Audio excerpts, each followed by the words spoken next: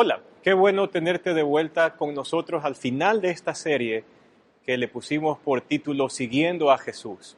Y a lo largo de las 4 semanas anteriores, tú has estado desarrollándote en algunos temas que probablemente te hayan llamado la atención. ¿Pudiste definir ya cuál es el centro, el mensaje de la predicación del Evangelio? Inclusive, 2 términos se agregaron a tu vocabulario. El primer término, querigma, para referirnos a la anunciación apostólica resumida en esos 7 puntos fundamentales que forman el Evangelio. Y esta otra segunda palabra fue la palabra didaqué. Literalmente significa la enseñanza, y era la enseñanza que los apóstoles transmitían a aquellas personas que ponían su confianza en el Señor, que abrazaban aquello que Jesús había hecho por amor a ellos, por amor a nosotros, y que había cambiado su vida. Ahora, quisiéramos dejar claro por lo menos 2 ideas, después de que tú has revisado con nosotros estos grandes temas en las 4 últimas semanas. Y espero que llegues a esta convicción. Número 1, que seguir a Jesús es todo un proceso de transformación. Es decir, no estamos hablando de que, o quizás usando los términos que Guido nos dejó la semana pasada para pensar, en ocasiones, para muchas personas, llegar a Jesús es algo que, ipso facto, como haberse tomado una cápsula, decía él, e inmediatamente muchos cambios radicales se gestan dentro del corazón. Pero en la mayoría de los casos, acercarse a Jesús es todo un proceso. Y es un proceso donde nuestra conciencia tiene que participar al 100%. Es decir, son cambios con los cuales tú estás de acuerdo de que Dios, por su Espíritu, obre en tu corazón para hacer de ti una persona diferente, para hacer de ti alguien distinto. No estamos hablando de que un rayo te caiga del cielo en algún momento de la vida o en cada momento de tu vida, pero sí un proceso mediante el cual tú puedes entender qué es lo que Dios quiere para ti. Y ojo que este proceso, por si acaso, fue diseñado por Jesús. Y a medida que tú vayas conociendo y entendiendo las cartas del Nuevo Testamento, las cartas apostólicas, tú podrás darte cuenta de que existe una progresión de temas, de compromisos, de quizás descubrir nuevas categorías de tu vida que no sabías que existían y que probablemente estaban gobernadas por otras formas de pensamiento, como se estableció en el domingo pasado, formas de pensamiento según el mundo, que por si acaso, aunque a veces parezcan las mejores, terminan destruyéndote a ti, destruyendo a otros y por lo tanto desagradando a Dios. Y al mismo tiempo, espero que te haya quedado claro de que este proceso que Dios quiere comenzar en tu vida, no lo debo de entender como un grupo de reglas o un sinnúmero de reglas de síes y de noes que están allí. Y ¿sabes algo? Cuando la gente lee el Nuevo Testamento, suele cometer un pequeño error. Al no tener presente, por si acaso, este proceso que se está haciendo en el corazón y que Dios lo lleva a cabo, leen las cartas de los apóstoles o leen los evangelios como si fuesen un manual de sí y de no. Y claro, al momento en que la gente los lee y se ve en su momento confrontado por tantas cosas, pueden llegarse a desilusionar de su fe en Cristo Jesús. Por lo tanto, como puedes leerlo aquí, si nosotros pretendemos entender este plan alejados de la gracia de Dios, ¿sabes algo? La vida de un discípulo se puede transformar en una serie de reglas terribles y hasta de llegar a extremos legalistas. Es decir, y por si acaso la vivencia personal de cada uno va a interferir en esto, porque muchos van a decir, es que así me ocurrió a mí, y como así me ocurrió a mí, así tiene que ser con los demás. Y en ocasiones esa perspectiva lo que genera son falsos conceptos de espiritualidad. Es decir, si tú no tomas las cosas de la enseñanza con la seriedad que yo lo he tomado, entonces tú no eres creyente. Pero en ocasiones eso está guiado por una pésima percepción individual de cómo entender los principios y de cómo entender el proceso diseñado por Jesús. Otro problema que puede surgir cuando tú y yo no encajamos la gracia de Dios en el plan diseñado por Jesús, nos puede ocurrir esto. Podemos perder el enfoque de la misión cristiana, porque hay algo que tú y yo debemos de tener muy claro con respecto a las cartas de los apóstoles y a los evangelios que describen la vida de Jesús.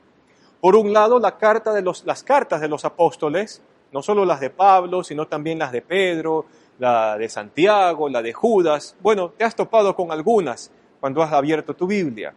Cuando tú ves las cartas de los apóstoles, tú estás frente a documentos que fueron diseñados para que la iglesia se establezca en este proceso de transformación de la civilización.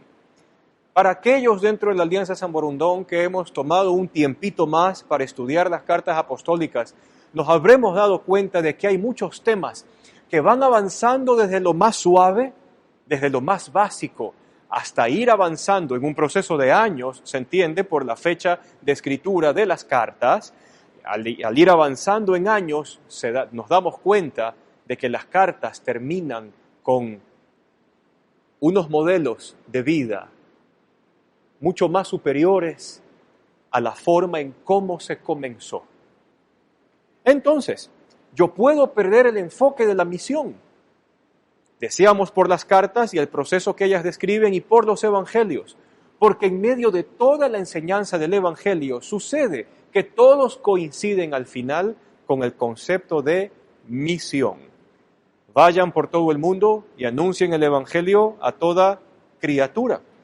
Por lo tanto, yo debo de entender que toda esta gama de documentos tiene estos dos componentes. La misión es importante y el proceso de transformación es importante. Pero si nosotros nos olvidamos de la gracia, nos vamos a olvidar de la misión y vamos a pretender decir que todos estos documentos son para que la gente aprenda a vivir en santidad. Pero es un concepto egoísta el que parte allí de santidad. Porque ¿sabes algo? Cuando vino Jesús, se topó quizás con uno de los grupos que tenían la mejor moralidad y que mejor cumplían, de en medio de todas las sectas de los judíos, que mejor cumplían con la ley de Moisés. Y te estoy hablando de los fariseos. Y ojo, que una vez Jesús, dirigiéndose a este grupo religioso en particular, un día puso una pequeña comparación a manera de parábola.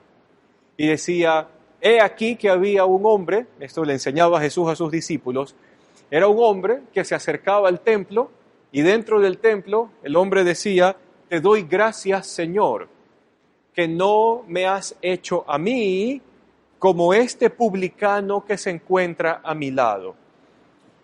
Esa descripción nos dice mucho. Hay ocasiones en que muchas personas, mal utilizando los términos de la Biblia, de las Escrituras, en especial las del Nuevo Testamento, han usado esos requerimientos para sentirse superiores a los demás e inclusive usar su propia vida para juzgar en detrimento, en desprecio de otras personas al compararlas con su propia manera de vida. Eso es un concepto egoísta de santidad porque se está usando lo que supuestamente ha cambiado en el corazón para hacer quedar mal a otra persona. Y eso no es parte del plan, por si acaso. Entonces, podríamos caer en el error de olvidarnos de la misión y de olvidarnos de un correcto concepto de santidad y hacerlo egoísta, que termina destruyendo al prójimo a final de cuentas. Y también podríamos nosotros llegar a vivir una vida sin amor. ¿Por qué esto? Porque en ocasiones llega el punto en que la persona está tan llena o ha entendido que la Biblia es un sinnúmero de reglas que ir a conversar con alguien así es toda una experiencia chocante. ¿Y chocante en qué sentido? Porque no hay amor en ellos. Porque lo primero que hay es, a ti te falta, tú no tienes, juicio por aquí, juicio por allá, es que estás incompleto, es que no te has desarrollado, es que no has hecho tal o cual cosa. Y eso es terrible. Esa persona terminará sola, aislada, porque nadie querrá relacionarse con él o con ella. Si nos confundimos, si no aprendemos a establecer la gracia y el plan de Dios como algo que fue diseñado para marchar de forma conjunta, podemos caer en estos errores. Y sabes, hay un pasaje de la Escritura, ahora sí vamos a leer bastante Biblia, hay un pasaje de la Escritura que debería estudiarse desde el principio de nuestras carreras cristianas. Por eso hemos decidido armar esta serie y dentro de esta serie está este tema que parte de una carta escrita por el apóstol Pablo a la iglesia de Roma. Y ojo, de que estamos hablando de una carta relativamente temprana, podríamos catalogarla como una carta temprana de Pablo, donde Pablo expone el tema del Evangelio, donde Pablo expone qué es lo que el Evangelio debería generar en nosotros, y a su vez donde Pablo confronta en amor a la gente, diciéndole, si tú has conocido la misericordia de Dios, ahora te toca a ti transformar tu forma de pensar por efecto de ese sacrificio. Estamos hablando nosotros de la carta a los romanos. El capítulo 12 a nosotros ya nos dejó establecido ese principio que puso Pablo allí, de que habiendo considerado las misericordias de Dios, ahora nosotros podemos presentar nuestra vida como un sacrificio a Dios. Todo lo que hacemos en la vida se convierte en adoración a Dios. Y aparte de eso, Pablo también establece en el mismo capítulo de que nuestras mentes tienen que ser transformadas y nuestros pensamientos tienen que ser renovados. Todo esto después de haber entendido la misericordia de Dios para con nosotros. Si tú preguntas, ¿y dónde en Romanos explican las misericordias de Dios? Pues tú puedes leer desde el capítulo 1 hasta el capítulo 11 y te toparás con toda la expresión de Pablo sobre qué es la misericordia de Dios hacia la humanidad. Pero hoy vamos a leer un pasaje, quizás tú lo hayas leído y en ocasiones te haya causado algo de confusión, y es Romanos 14. Y quiero que me acompañes en esta lectura y puedas junto conmigo ir a los énfasis que hemos puesto en cada uno de estos versículos. Dice así Romanos 14 desde el verso 1 hasta el verso 23. Dice, reciban, o podríamos nosotros usar el término griego que expresa la palabra de acepten o abracen a. Aceptar quizás es mejor. Probablemente hayan habido problemas en la iglesia de Roma donde a muchas personas inmaduras en la fe, mucha gente les despreciaba. Entonces Pablo comienza y dice, no, eso no puede ser entre ustedes. Entre ustedes, acepten, abracen, reciban al que es débil en la fe. Pero ¿para qué yo voy a abrazar a un débil en la fe? Entonces si yo entendí mal las cartas apostólicas, voy a comenzar a usar los principios de Dios para aniquilarlo. Tú estás mal, tú estás mal, tú estás mal, tú estás mal, tú estás mal. Y ¿sabe? El punto no es tanto, porque le aseguro algo, por si acaso. La persona que está haciendo mal sabe que está haciendo mal. Su conciencia se lo dicta. Los efectos y las consecuencias de sus acciones se lo gritan. Ya lo sabe. Y Jesús, por si acaso, en el proceso que Él y los apóstoles nos dejaron registrados a nosotros en sus evangelios y en sus cartas, nos enseñan más bien cómo poder transformar aquello que está funcionando mal. Entonces, continuando con la lectura, ¿para qué yo acepto? ¿Para qué yo recibo a un débil en la fe? Es súper interesante. No entres en discusiones con ellos. No te pelees con ellos. De eso no se trata. Continuemos con la lectura. Dice, porque a algunos su fe les permite comer de todo. Y aquí hay un paréntesis muy interesante. Las comunidades cristianas formadas por judíos y formadas por gentiles en ocasiones llegaron a puntos de roce. ¿Por qué roce? Porque los judíos de raza seguían muchas de las costumbres litúrgicas de la ley de Moisés.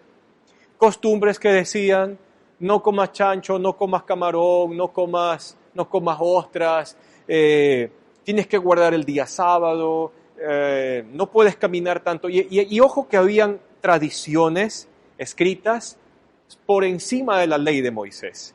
Entonces muchos de ellos aún guardaban todos estos principios.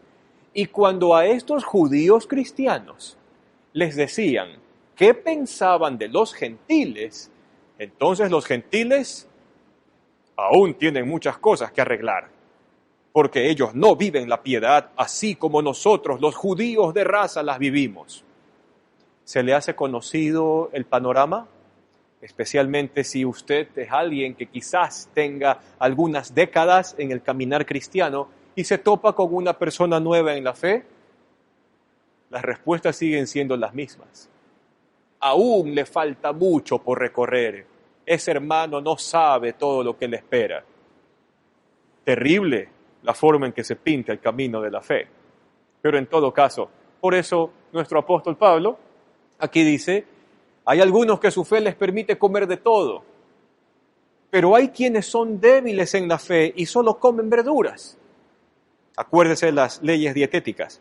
El que come de todo no debe de menospreciar al que no come ciertas cosas. Y el que no come de todo no debe condenar al que lo hace, pues Dios lo ha aceptado. Ahora, esto es súper interesante, especialmente en este tiempo de pandemia. Porque en este tiempo de pandemia,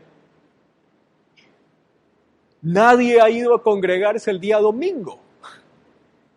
Y probablemente usted o nos está viendo hoy domingo o nos va a ver en otro día de la semana. ¿Y sabe algo?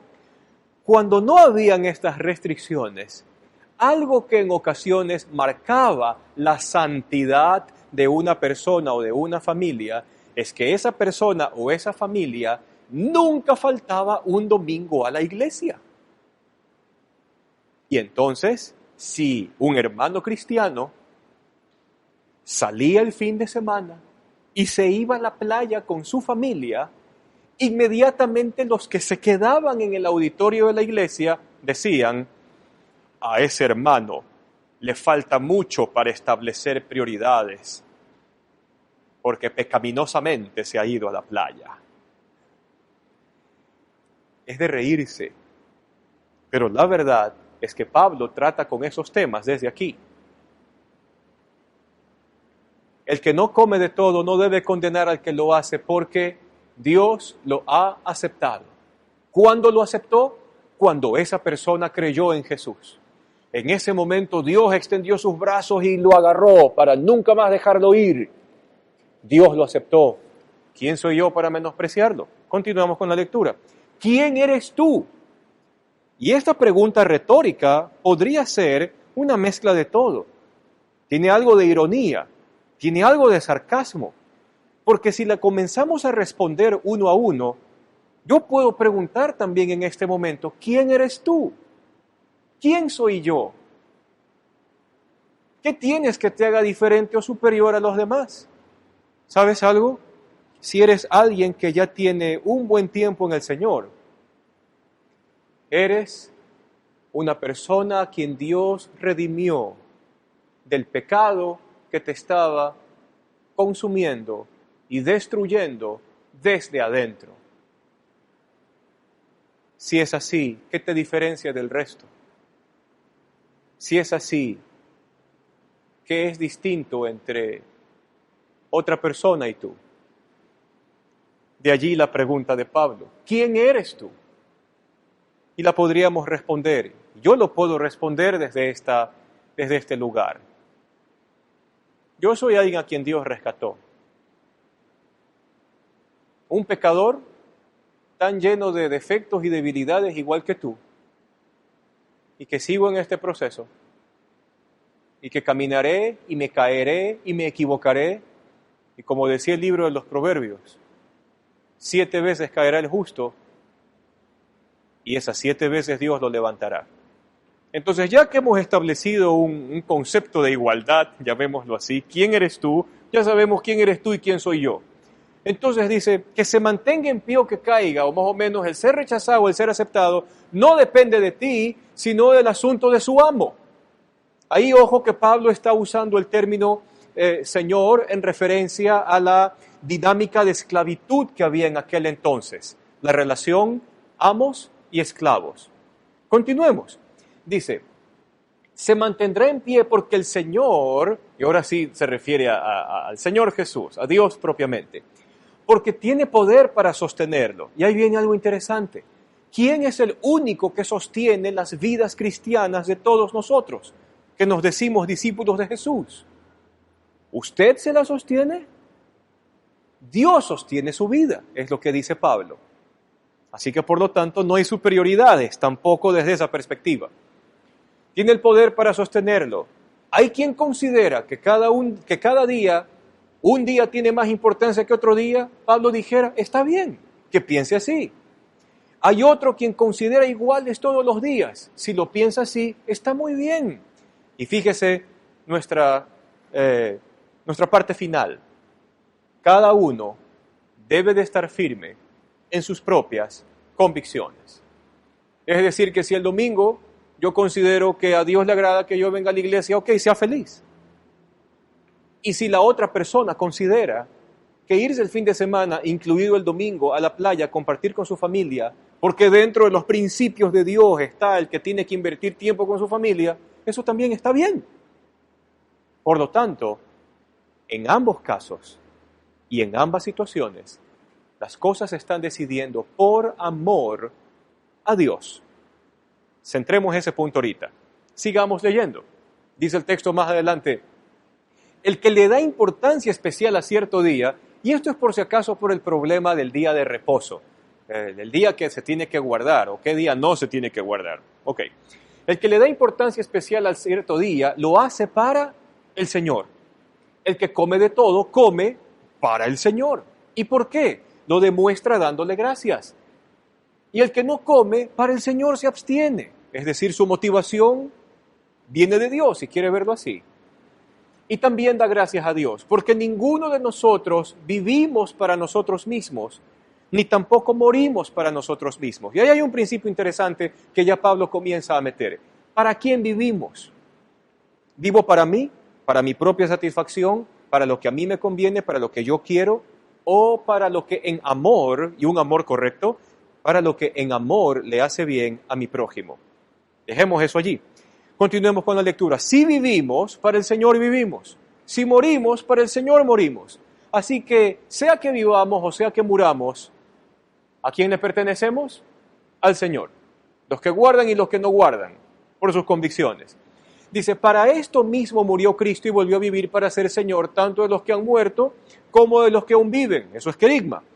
Tú entonces, más o menos, si Dios es el Señor de todos y Jesús sostiene la vida del que hace una cosa o del que hace otra cosa, tú entonces, ¿por qué juzgas a tu hermano? ¿Por qué lo menosprecias? Piensa, dice Pablo, piensa de que en el día final todos tendremos que dar cuentas a Dios, o el tribunal de Dios que Pablo menciona aquí. Continúa, es porque está escrito, y ahí Pablo hace mención de un texto interesante del Antiguo Testamento. Tan cierto como que yo vivo, dice el Señor, que ante mí se doblará toda rodilla y toda lengua confesará a Dios. Es decir, en el día postrero, todos estaremos delante de Él sin distinción de si haya hecho una cosa u otra. Continúa Pablo. Así que cada uno de nosotros tendrá que dar cuentas ¿de quién? De sí mismo delante de Dios. Ahora espérese. Por lo tanto, dejemos de juzgarnos unos a otros y más bien, viene otro principio de este Romanos 14, propónganse no poner ni tropiezos ni obstáculos a ningún hermano. Oh, qué interesante sería si viviésemos la vida así, ¿verdad? Donde yo me voy a preocupar de no ser tropezadero para otra persona. Y ojo que ese era un tema muy importante para Jesús. El Señor Jesús había dicho de que si alguno hiciese caer a alguno de estos pequeños o de estos tiernos en la fe, mejor fuese que se suicide. Ahora, claro, nuestro texto no utiliza la palabra suicidio, pero la descripción de Jesús es mucho más pictórica. Le fuese mejor agarrar una piedra de molino que se la amarre en el cuello y que se tire en el mar. Vaya, así que para Jesús es cosa seria este tema que Pablo nos ha presentado en Romanos 14. Sigamos leyendo. Dice, yo de mi parte estoy plenamente convencido en el Señor Jesús de que no hay nada impuro en sí mismo. Si algo es impuro, lo es solamente para quien así lo considera. Ahora bien, si tu hermano se angustia, y esta es la parte interesante, ya estamos aterrizando en algo más práctico. Si tu hermano se angustia por causa de lo que comes, ya no te comportas con amor. No destruyas por causa de la comida al hermano por el cual Cristo Jesús también murió. En una sola palabra, dice Pablo, en una sola frase, no den lugar a que se hable mal del bien que ustedes practican. Porque el reino de Dios no se trata ni de comida ni de bebida, sino de justicia, paz, alegría en el Espíritu de Dios. 3 elementos que deberían regir la forma en cómo yo discierno lo que acontece a mi alrededor y cómo yo trato a mi hermano a mi alrededor. Tengo que tratarlo con la justicia con la cual Dios me ha tratado a mí. Tengo que tratarlo y buscar la paz con la cual Dios me ha recibido a mí y me ha entregado a mí. Mi paz os dejo, mi paz os doy. ¿Se acuerda del texto? Y luego la alegría o el gozo. Las cosas cambiarían aún dentro de nuestras relaciones, dentro de la familia de la fe. El que de esta manera sirve a Cristo agrada a Dios y es aprobado por sus semejantes, dice Pablo. Súper interesante esto, ¿no? Si nosotros buscamos esto, no juzgamos, no somos tropiezo, estamos allí para ayudar a nuestro hermano, que dice, se sirve a Cristo, se agrada a Dios si hago eso. Y ahí viene la intención, ¿no? de ánimo para la iglesia. Ustedes esfuércense por promover todo lo que conduzca a la paz y a la mutua edificación. No destruyas la obra de Dios por estos temas, por estas nimiedades, por estas cosas tan simplonas a final de cuentas.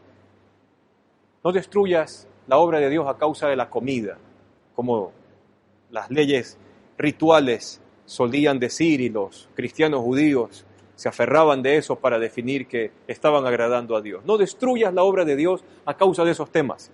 Todo alimento es puro. Lo malo es hacer tropezar a otros por lo que uno come.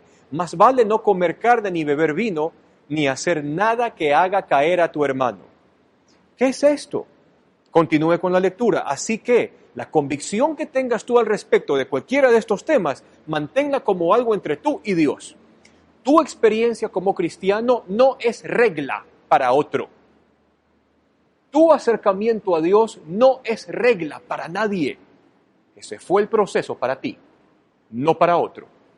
Y no puedes juzgar a otro porque no estás siguiendo el proceso que fue contigo. Es así de sencillo. La convicción que tengas tú acerca de Dios, manténla como algo entre tú y Dios. Dichoso es aquel a quien su conciencia no lo acusa por lo que hace, pero el que tiene dudas en cuanto a lo que come, es decir, hace las cosas por si acaso. Hubo un sermón de eso y Andrés lo tuvo a su cargo. Le aviso de antemano, lo puede revisar. Dice, y todo lo que no se hace por convicción es pecado. ¿Qué acontece con todos estos textos? Nosotros estamos al frente de un grupo de ideas básicas basadas en el amor. Y por favor, revísalas conmigo. Cada uno de nosotros tenemos que desarrollar nuestras propias convicciones. Entendemos 2 principios, el Señor está con nosotros, el Señor nos ayuda y cada uno va a generar sus propias convicciones. Obvio, Dios está en el proceso de llamar la atención a tu corazón de lo que en ese momento Dios requiere de ti, que por lo general no es lo mismo, ni es en el mismo tiempo en que Dios se lo pedirá a tu hermano. Tienes que desarrollar tus propias convicciones. Otro punto interesante, ya que tienes una gran libertad dada por Cristo, aprende a usar tu libertad. Aprende a usar tu libertad donde si tú ves que una conducta tuya puede afectar al corazón de otra persona, abstente. Lo lindo de la libertad es también la libertad de podernos limitar por amor a otra persona. Entonces, ¿tenemos una gran libertad en cuanto a nuestro estilo de vida en Cristo? Sí, usémoslo sabiamente. No juzguemos a otros basados en nuestras convicciones o percepciones individuales de cómo es la obra de Dios. No debemos colocar a los débiles en la fe o a personas tiernas en el Señor en situaciones donde sus conciencias van a ser violadas. Por ejemplo, tú armas una reunión y hay un hermano tuyo en la fe que salió de un contexto, qué sé yo, de alcohol, de drogas o de algo así. ¿Sabes qué? Por amor a ese hermano nuevo, no brindes alcohol en esa fiesta. Puedes tomar vino tú después en una parrillada con tu familia y tus amigos, pero por efecto de alguien tierno en la fe, es mejor abstenerse y no poner a los débiles en la fe en situaciones donde ellos mismos puedan tambalear. Debemos tener presente de que Pablo no está diciendo de que debemos vivir la vida a la vida loca, sin ninguna norma, porque ya hemos dejado muy claro de que existen principios del mundo y principios de Cristo. Y por lo tanto, una manera de hacer las cosas según el mundo y una manera de hacer las cosas según Cristo Jesús. ¿Cuál debería ser entonces nuestro objetivo? Conocer estos principios. Y eso es lo que hacemos. Desde que tú pisas Celebra o pisas nuestra iglesia en algún culto dominical o pisas un grupo de crecimiento o pisas un grupo de Antioquía, en cualquier evento dentro de la iglesia local, tú vas a conocer principios. Y en base a esos principios, tú y yo vamos a moldear conscientemente nuestras convicciones, nuestros estilos de vida. Y para ir terminando, debemos establecer, por si acaso, un poquito las distintas categorías que hay dentro de los niveles de madurez de los creyentes. Y quisiera revisar esto contigo, porque hay los que son débiles profesionales. ¿Quiénes son estos? ¿Los recién convertidos? No. Los débiles profesionales son los legalistas. Los que ven todo como sí o como no. Ir a la playa el día domingo, no. Ir a la iglesia el día domingo, sí. ¿No? Levantarse a las 5 de la mañana a orar, sí. Orar al mediodía, no. Para Pablo, estas personas son débiles profesionales en la fe. ¿Por qué? Porque han hecho del legalismo la forma de vivir su vida. Estos serían la primera categoría. La segunda categoría, los que son genuinamente débiles. Y aquí estamos hablando de personas que recién conocen al Señor, que son tiernos, que recién se están desarrollando en los primeros principios, que recién se está afirmando el Evangelio en su corazón. Podríamos considerar aquí a los niños y a los adolescentes, que recién están conociendo lo que Dios quiere hacer con ellos. Yo debo de tener cuidado genuinamente de esta gente de aquí, los que son verdaderamente débiles en la fe. Otra categoría, los maduros que no participan de ciertas cosas. Ahora, estas personas pueden no participar de ciertas cosas, uno, porque ellos mismos no tienen libertad en cierta área particular. Probablemente los formaron así y así se quedaron. Tal cosa prohibido. ¿Por qué? Porque está prohibido y no hay conciencia. Otra, limitan su libertad para hacer algo, aunque tengan la libertad, porque algunas veces no es prudente ejercer esa libertad.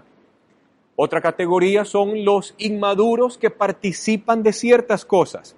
Estos hermanos no necesariamente son inmaduros en el sentido de que necesiten más conocimiento, pero su inmadurez se muestra en su falta de juicio al ejercer y proclamar su libertad.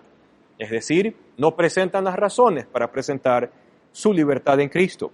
Llegan a ser paladines de la libertad, defienden la libertad en Cristo, tratan de hacer que otros participen en acciones que a ellos les permite su conciencia, pero no son sensibles al proceso que otro pueda estar atravesando. Y esto daña a la iglesia. Como el ejemplo de, yo tengo un hermano que salió de un contexto de alcohol y drogas, y yo lo quiero forzar a brindar la copa conmigo. No se puede. Tengo que cuidar. Y los maduros que participan de ciertas cosas. Y estos creyentes, podríamos decir, son los creyentes que ya han entendido la doctrina bíblica de la libertad que tenemos en Cristo, que ya tienen muy claro el tema acerca de que yo no voy a hacer algo que a mi hermano le haga daño y que yo voy a limitar mi libertad por amor a alguien genuinamente débil en la fe. Podríamos decirlo así, llegar al numeral 5 es meta para usted y para mí. Ahora, esto es una breve presentación, porque llegar a dominar el tema que Pablo nos presenta en Romanos 14 va a ser un trabajo de toda la vida. Todos los elementos que hemos visto, el querigma, la enseñanza apostólica y entender este tema de cómo tratar a los débiles en la fe, deben de configurar una filosofía de vida como un discípulo de Cristo Jesús. No va a ser de la noche a la mañana. Es un proceso de aprendizaje de por vida.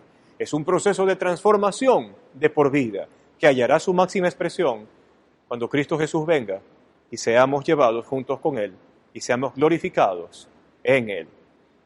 Pero es necesario comenzar a tener una filosofía de vida, una vida que exprese lo que Jesús ha hecho por nosotros, lo que los apóstoles dejaron escrito, que tiene que ser la práctica de la iglesia, y un amor incondicional hacia mis hermanos, sabiendo manejar la libertad que Cristo nos ha dado.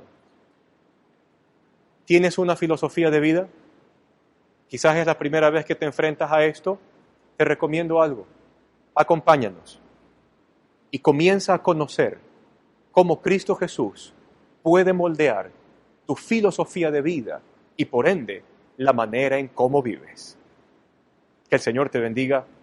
Vamos a orar antes de despedirnos. Te damos gracias, Señor, porque nos has permitido llegar al final de esta serie y nos has permitido entender y conocer estos elementos que son necesarios y saludables para la fe. Queremos pedirte desde nuestro corazón que afirme siempre el Evangelio en nosotros, que afirme siempre la enseñanza que tus apóstoles, tus enviados, dejaron registrados en las cartas para que nuestras vidas sean cambiadas por tu Espíritu y al mismo tiempo que coloques en nuestro corazón la preocupación de que nuestro hermano débil en la fe sea establecido y sea edificado y que no usemos nuestra libertad en Cristo para dañar y destruir la obra que tú has hecho en sus corazones. Bendícenos, Señor, y bendícenos para la serie que continuamos el próximo domingo y que tú nos lleves a través de tu palabra a conocer más de ti. En el nombre de Jesús oramos. Amén. Amén. Hasta la próxima. Nos vemos.